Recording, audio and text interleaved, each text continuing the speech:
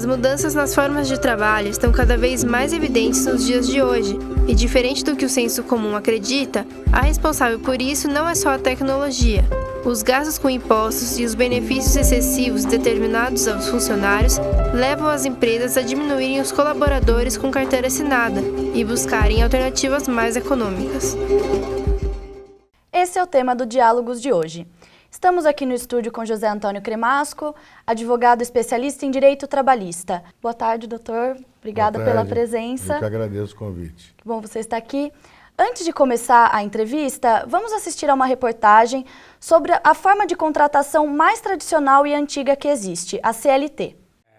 Aos 81 anos, seu Florivaldo ainda se lembra do primeiro trabalho, na época ainda sem carteira assinada, pois em 1948 a CLT ainda era novidade. Quando eu comecei a trabalhar, eu tinha de 14 para 15 anos, eu fui trabalhando como office boy. Ali eu nunca fui registrado, então eu nunca teve aquela preocupação de registro, eu nem entendi o que era isso. Na minha época é o seguinte, eles não davam muita importância não a registro em carteira. Falar de CLT e não lembrar de Getúlio Vargas é impossível. Em 1943, o presidente reuniu as principais legislações trabalhistas do mundo a fim de garantir o direito do trabalhador. A CLT é a consolidação das leis do trabalhador. É um conjunto de regras ou de leis que regem o trabalho privado. Seu Florivaldo teve seu primeiro trabalho com carteira assinada em 1955. A partir daí, viu a importância da regularização do trabalho. Eu descobri porque aí eu sabia quanto eu fui enganado anteriormente, né? Que eu deixei de receber alguns direitos que eu teria direito, mas não sabia, eu desconhecia. Mas depois sim, quando que eu fiz a minha carteira assinada na Christiane Nielsen, que eu fiquei sabendo, aprendendo dos direitos que eu teria que obter dali para frente, com a carteira assinada. O advogado Ricardo Russo explica as garantias que o trabalhador possui quando contratado pela CLT. Tudo que a lei assegura ao trabalhador, como férias, 1/3 de férias, FGTS, benefícios estabelecidos pelo sindicato, como cesta básica, vale alimentação, vale refeição, tudo isso que é garantido a ele, que acaba onerando demais a empresa, inclusive, são pontos de vantagem para ele ser contratado pela CLT. Além de todos os direitos destacados por Ricardo, o trabalhador ainda pode receber outros direitos e benefícios, como 13º salário, hora extra, licença maternidade, licença paternidade, adicional noturno e vale transporte. No caso de dispensa, a carteira garante que o trabalhador receba o 13º proporcional, férias vencidas, férias proporcionais mais 1/3 de férias, FGTS mais a multa referente, além do saldo de salário, aviso prévio, salário família e seguro-desemprego. Apesar de todas as garantias que a CLT proporciona, novos contratos de trabalho vêm ganhando força dentro das empresas, como é o caso de quem trabalha como pessoa jurídica, ou PJ, que, ao contrário da carteira assinada, não possui nenhum desses direitos trabalhistas. Mesmo com os novos contratos de trabalho, ainda é predominante no Brasil o contrato como CLT com carteira assinada, como é o caso de Ana Carolina, secretária há 11 anos e meio. Se você não tem a carteira assinada, você não tem como comprovar, né, que você trabalhou ali certo tempo. Eu com certeza preferiria a segurança da carteira assinada. É um seguro pra gente, né, uma garantia que lá na frente, se a gente ou for mandado embora, ou precisar sair, vai ter, né, aquela garantia do fundo de garantia, né. Doutor, como vimos na reportagem, o empregador tem várias facilidades, tem várias vantagens quando ele é empregado pela CLT. Mas e para a empresa? Quais são as vantagens da empresa de contratar um trabalhador pela CLT? Bom, primeiro é evitar o risco de uma reclamação trabalhista. A contratação de um trabalhador para cumprir uma atividade prevista como sendo uma relação de emprego garantida pela CLT, fugir dessa regra e rotular esse contrato como sendo PJ, pessoa jurídica, autônomo, representante, avulso, é ficar exposto a uma possível reclamação trabalhista que vai sair muito, muito mais caro. Então, o ideal é, contratou, está dentro dos requisitos da CLT, anota a carteira, porque é ilusório imaginar que sai mais caro mantendo o registro em carteira. Uma reclamação trabalhista acaba custando muito mais do que uma relação mal redigida, juridicamente não tendo um amparo legal. Sim, mas mesmo assim a gente vê que está crescendo muito esses trabalhadores sem carteira assinada, sem estar dentro da CLT. Como é o caso da terceirização, que a gente sabe que está tendo bastante repercussão desse caso. Em questão da terceirização, o que isso traria de novidade? O que isso seria ruim para o empregador ou bom para a empresa? O que a terceirização traria? Na verdade, mesmo na terceirização, a carteira de trabalho é anotada. Só que por uma terceira empresa, por uma empresa interposta na relação, na contratação. Então, a empresa tem uma determinada atividade, ela deixa de contratar o empregado sobre a responsabilidade dela e busca uma outra empresa. Com isso, ela está precarizando a relação de trabalho, precarizando os direitos trabalhistas. Porque na empresa principal, ela pagaria R$1.000. Nessa empresa contratada, ela passa a pagar R$800. Na empresa principal, o sindicato é mais forte, tem mais direitos. Na terceirizada, não há essas garantias. Então, o empregador principal transfere para uma outra empresa a responsabilidade que seria dele. Então, a terceirização, tal como está sendo preconizada hoje, o liberou geral, é só para precarizar o direito do trabalho. É total prejuízo ao trabalhador. A terceirização é interessante numa eventual situação passageira pela empresa. Aí sim, mas contratar uma empresa para executar o serviço da empresa principal é fraude e a finalidade disso é precarizar o direito do trabalho. E tira todos os direitos que o trabalhador tem, né? Ele fica quase desamparado. A gente viu também que a CLT estão acontecendo várias mudanças com ela, como redução de carga horária de trabalho para reduzir o salário. O que isso influenciará se for colocado em prática no nosso meio? Voltando um pouco na sua exposição, a terceirização já começa a enfraquecer pela união dos trabalhadores. Então, quando você terceiriza, você já quebra essa categoria, dividindo com uma outra categoria, já enfraquece. A questão da redução de jornada de trabalho é um outro ponto importante, porque sempre quando se fala em reduzir jornada de trabalho, sempre se envolve o sindicato. E o sindicato, quanto mais forte, mais difícil de se conseguir a redução de jornada com redução de salário. No Brasil não se tem essa cultura de reduzir salário. Hoje fala-se em reduzir jornada e reduzir salário, mas o governo acena com a possibilidade, se você conseguir passar o seu projeto junto aos órgãos governamentais, o governo vai dar um subsídio para o trabalhador que teve o salário reduzido. Agora, as exigências são tantas que eu não vejo um empresário muito animado em buscar essa forma de redução legal, tanto que acaba optando por demitir o trabalhador. Sim, entendi, porque também isso acontece que acaba, na crise que a gente está, vai diminuir ainda mais o salário das pessoas, as pessoas acho que vão enlouquecer, né? Falando nisso, o Ibope divulgou nesta terça-feira os números de queda de carteira assinada e aumento de pessoas autônomas, como vamos ver nos dados da próxima nota. Nos últimos 12 meses, o Brasil perdeu mais de 1 milhão de empregos com carteira assinada, o que representa uma queda de quase 3,5% se comparado a 2014. Em relação ao segundo trimestre deste ano, o recuo de cerca de 1,5% significou a redução de quase 500 mil postos de trabalho.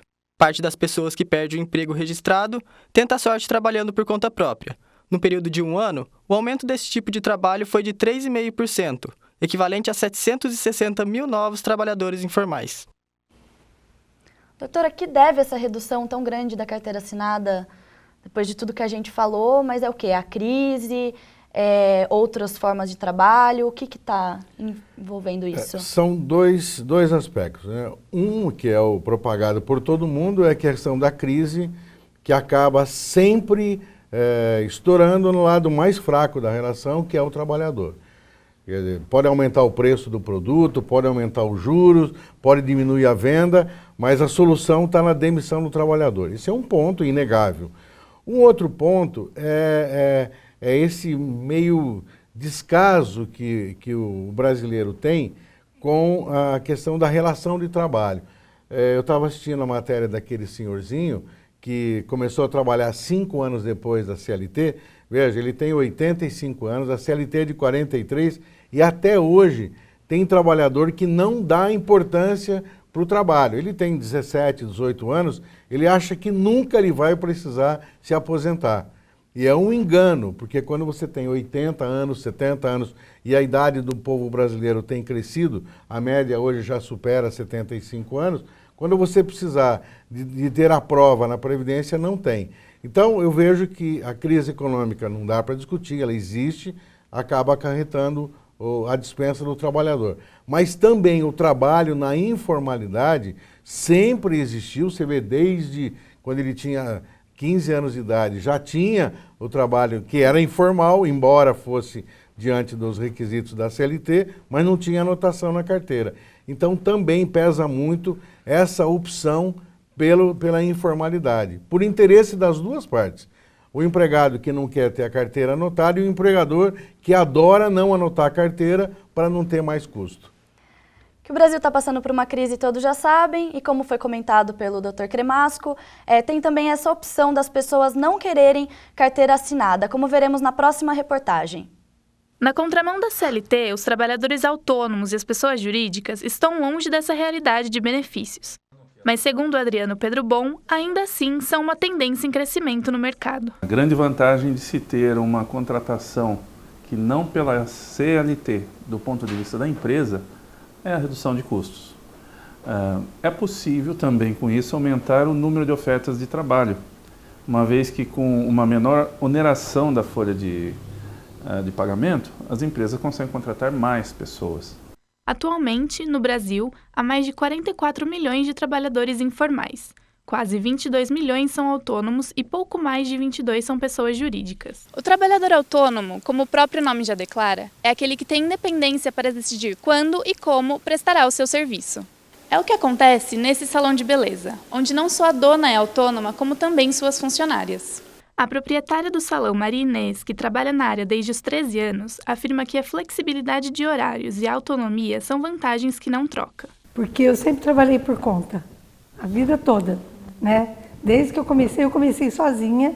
A possibilidade de abrir um salão no mesmo terreno em que mora foi outro fator atrativo. Ela se orgulha em dizer que trabalhava enquanto cuidava dos filhos. Eu comecei assim porque depois eu logo casei e tive filhos, eu não podia abandonar meus filhos. Então eu sempre tinha uma salinha do lado que eu fazia no salão, né? Sempre foi assim. O ponto negativo é que, com rotina e dinheiros incertos, Inês deixou de recolher os próprios benefícios para pagar as funcionárias. Eu acho que muitas vezes eu deixei de pagar porque não consegui. Muitas vezes, né? Então, porque trabalho, mas é tanto imposto, tanta coisa para pagar, que muitas vezes você deixa suas coisas para pagar o funcionário, que não pode deixar de pagar, né? Entendeu? E às vezes a minha carteira, às vezes o meu benefício, às vezes eu deixo de pagar. Muitas pessoas podem pensar que o trabalho autônomo e o trabalho como prestador de serviços são semelhantes, mas na verdade são bem diferentes. Porque o autônomo, como o próprio nome diz, ele tem essa autonomia. Então ele regula o horário que ele vai trabalhar, o dia que ele vai trabalhar e como ele vai trabalhar. Esses são os elementos que vão dar esse caráter de autônomo para ele. O PJ não, porque ele trabalha sempre com o mesmo empregador, com horário para cumprir e mediante as ordens desse empregador suposto tomador de seu serviço. Laerte Martins é economista na Associação Comercial e Industrial de Campinas e foi contratado como prestador de serviço quando já era aposentado. Eu não vinha para trabalhar especificamente como um empregado, né? Mas eu vinha mais como a prestar uma assessoria, né? O conhecimento que a gente tinha. Após trabalhar 35 anos com carteira assinada, afirma que sente falta de alguns benefícios, mas prefere a independência de ser PJ. Tivesse sido admitido pela CLT, possivelmente, talvez eu teria alguma vantagem, não digo pecuniária, né? Mas, por outro lado, eu ficaria com a minha liberdade muito caracterizada como um funcionário da empresa, então eu teria que seguir todas as regras, né? Apesar das vantagens, o advogado alerta para o que ocorre em algumas empresas, que contratam como PJ funcionários que deveriam ser CLT. Hoje, até qualquer nível de cargo, eles estão determinando que esse trabalhador constitua uma empresa para emitir nota para eles, para clara redução de custo com imposto e tudo mais.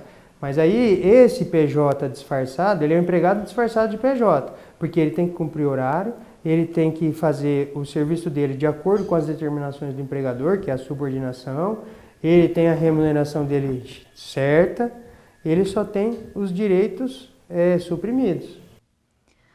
Doutor, primeiro, antes da gente entrar na questão de se é fraude, se não é, como que a legislação brasileira enxerga tanto o autônomo quanto o PJ?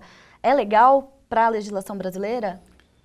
Se essa relação de trabalho for mediante vínculo de emprego, com horário para entrar, com horário para sair, com salário fixo, sendo subordinação, recebendo as ordens de um superior, de um empregador, não é autônomo, não é prestador de serviço, não é PJ, é empregado. Qualquer um pode abrir uma CLT, está lá o artigo 3º, tem as regrinhas que caracterizam empregado. Se preencher aqueles requisitos, a qualquer momento ele vai entrar na justiça, ele pode entrar na justiça e pedir o reconhecimento do tempo de serviço.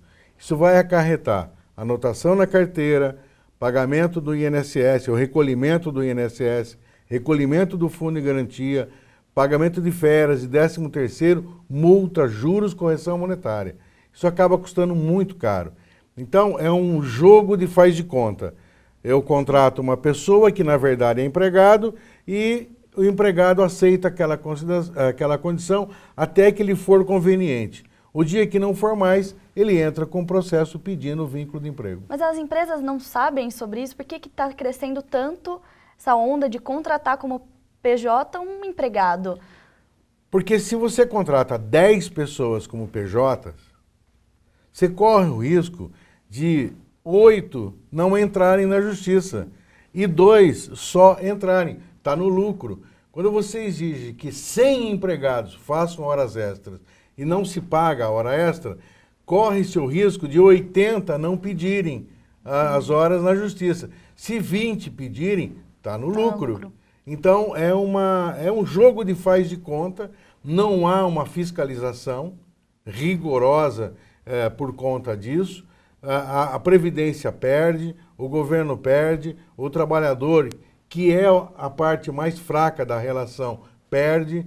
E é um jogo de faz de conta que não podia acontecer. Numa relação séria, profissional, contratou, tem horário para entrar, tem horário para sair, vai cumprir ordens, não tem nada de terceirizar, não tem nada de PJ, vamos anotar a carteira. Mas joga-se na morosidade da Justiça do Trabalho, na possibilidade do empregado não entrar, enfim, é um jogo, é uma loteria. Entendi. Mas tem muita gente que já está nisso e eu queria, sei lá, dar uma dica de o que as pessoas precisam fazer, o que elas precisam pagar para não sofrerem na aposentadoria, ter que trabalhar até não aguentar mais e não ter dinheiro. O que elas precisam fazer? Na verdade, a dica serve para o empregador e para o empregado. O empregador que não quer dor de cabeça, ao contratar, não aceite o trabalhador para dentro da sua atividade sem que ele apresente a carteira.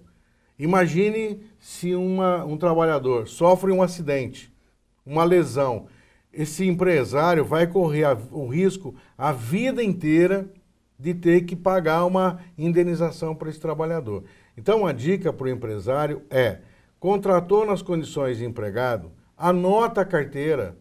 Esse aumento de custo vai lhe evitar problemas para o resto da vida, para ele, para os herdeiros, né, numa venda da empresa. O empregado que vai prestar serviço, ele fica mais, tem mais dificuldade, porque ele quer trabalhar, ele precisa trabalhar. Sim. E aí ele acaba sujeitando às regras que o contratante impõe. Então, a responsabilidade maior é do empregador. Eu estou recebendo seguro-desemprego e eu não posso anotar minha carteira. Não quero você aqui. Sai mais barato, vai procurar outro. Por quê? Ele vai correr a possibilidade de responder até um processo crime. Porque tem muitos trabalhadores que recebem o seguro-desemprego e querem trabalhar na informalidade, conforme a reportagem mostrou. Nessa quantidade de pessoas aí, tem muitos que estão recebendo seguro-desemprego. Sim. Então, a responsabilidade do empresário é: não quero. Existe hoje possibilidade até, se a fiscalização descobrir que tem um trabalhador recebendo seguro-desemprego e prestando serviço, os dois podem responder a um processo crime na Justiça Federal.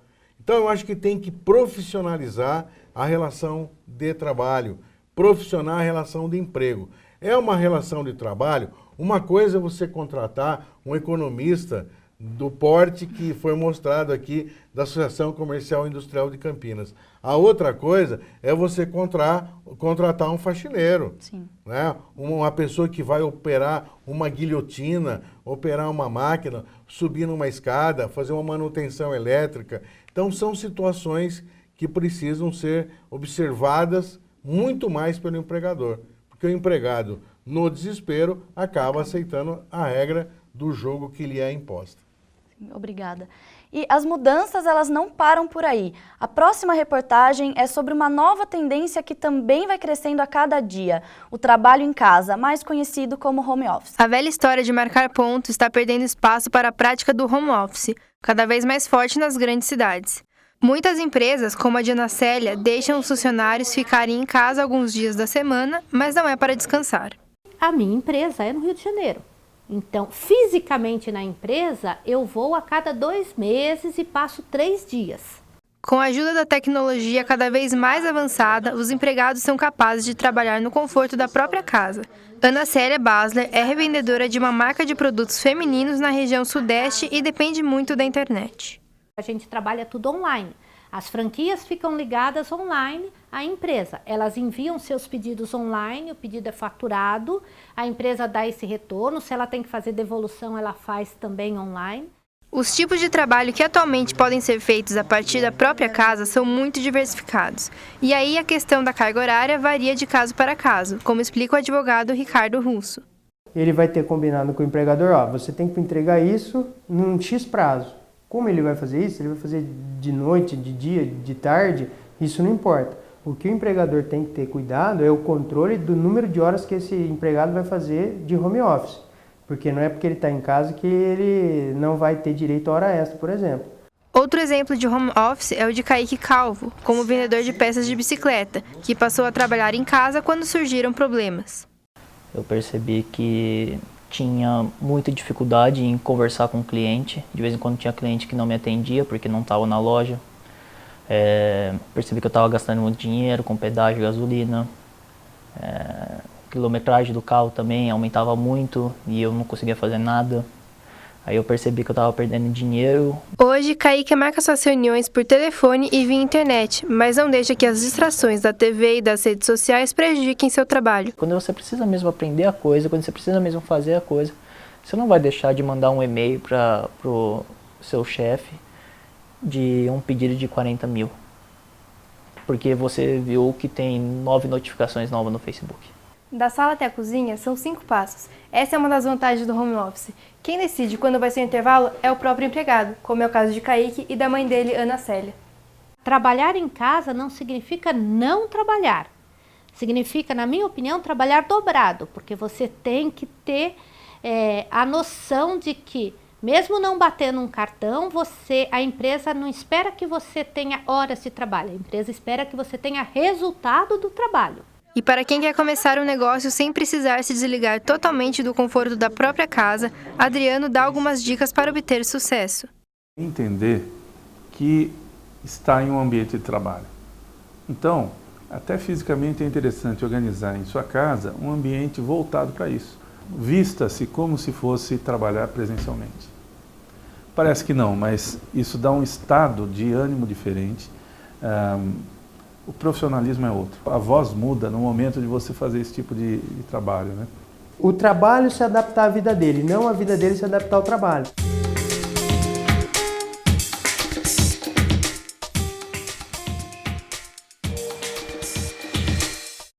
Doutor, quais são as vantagens para uma empresa de manter um funcionário home office?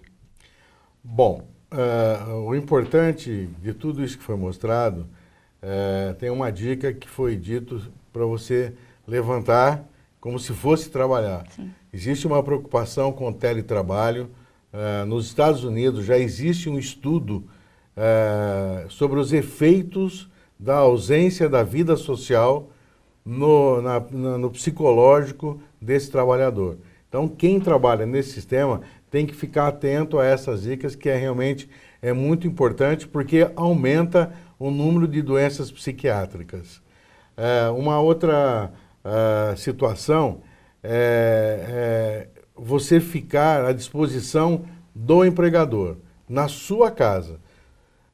O fato de sair da sua casa para ir até o local de trabalho, se acontecer algum acidente, bater o ônibus, torcer o pé, é acidente do trabalho. Se esse empregado ficar mais de 15 dias afastado pela Previdência Social, ele tem garantia de emprego de 1 ano, não pode ser demitido. Então imagine se uma empresa onde tem uma incidência maior de acidentes de percurso. O ideal para ela é que a pessoa não venha para o local de trabalho, mas que ele fique prestando serviço na sua residência. Então essa é uma vantagem. O refeitório. Uma empresa que tenha várias mulheres, não tem que se preocupar com creche. Se a mulher tem criancinha amamentando uma criancinha, ela não precisa colocar a creche à disposição. Então, o fato de tirar do convívio da empresa a vinda do trabalhador, remetendo para que ele fique na sua residência, existe uma série de vantagens para o empregador, e o empregado que se submete a isso tem que tomar cuidado com essas cautelas que foi mostrado aqui. E para encerrar o programa, o fim de ano está chegando e a população de Campinas está à procura de trabalho temporário. Vamos ver como estão as contratações aqui na cidade. Como reflexo da crise, as contratações para temporários de Natal serão quase 50% abaixo do esperado, quando comparadas com o mesmo período do ano passado. Mesmo assim, em Campinas são cerca de 6.500 novas vagas abertas e, segundo a SIC, o profissional interessado deve buscar por curso de qualificação para aumentar as chances de ser contratado. Doutor, para finalizar, como são feitos esses contratos de trabalho temporário? É carteira assinada? Como que é?